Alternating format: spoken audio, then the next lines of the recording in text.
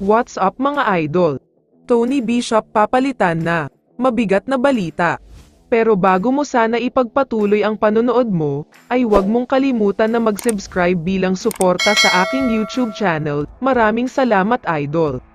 Alam naman nating lahat na isang nakakapanghinayang na pagkatalo ang nakuha ng Hinebra sa naging last game nila kontra sa SMB. Muntik na silang nakapag-comeback sa laban na ito pero hindi lang pinalad sa dulo.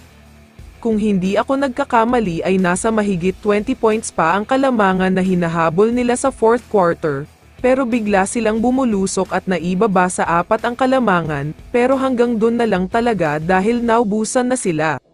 Kaya naman dahil sa pagkatalo ng Hinebra, kasalukuyan silang nasa number 6 ng standing ngayon, na may 4-3 win-loss record, 2 magkasunod na talo na nga ang nakukuha nila kaya masakit ito para sa kanila.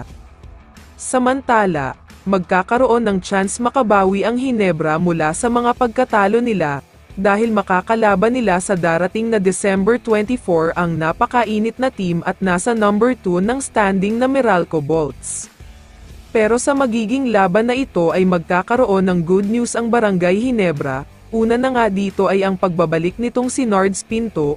Alam naman nating lahat na madaming guards ang Meralco kaya kailangan talaga siya. Matindi ang depensa na kayang gawin ni Nards Pinto, at matinding pagpapahirap ang kaya niyang gawin sa mga players ng Meralco, kaya naman malaking bagay talaga ang pagbabalik niya. Ang isa pang mabigat na balita, ay sinasabing papalitan na daw ng Hinebra itong si Tony Bishop, sa katunayan ay naglabas pa nga ng mga balita ang iba't ibang mga source at sinasabing naka-standby na daw ang bagong import ng Hinebra. Hindi pa sinasabi kung sino ito pero siguradong papalitan na nga talaga si Bishop, dahil base sa mga nakalipas na performance niya ay hindi talaga satisfied at kontento ang Hinebra, dahil nakukulangan daw talaga sila sa ginagawa niya.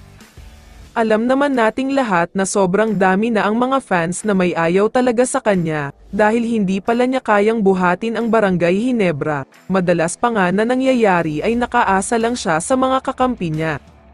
Hindi ganito ang gusto at hinahanap ng Hinebra, kaya naman malamang sa malamang ay hindi na magtatagal itong si Tony Bishop, at baka bago ang laban nila kontra sa Meralco ay magpapalit na ng import ang Hinebra. Kaya naman kung ikaw ang tatanungin idol, dapat na nga ba siyang palitan? I-comment mo naman ang sagot mo sa tanong na ito. So dito na nagtatapos ang video na ito. Maraming salamat sa pagsuporta at panonood mga idol. Ingat at bye-bye.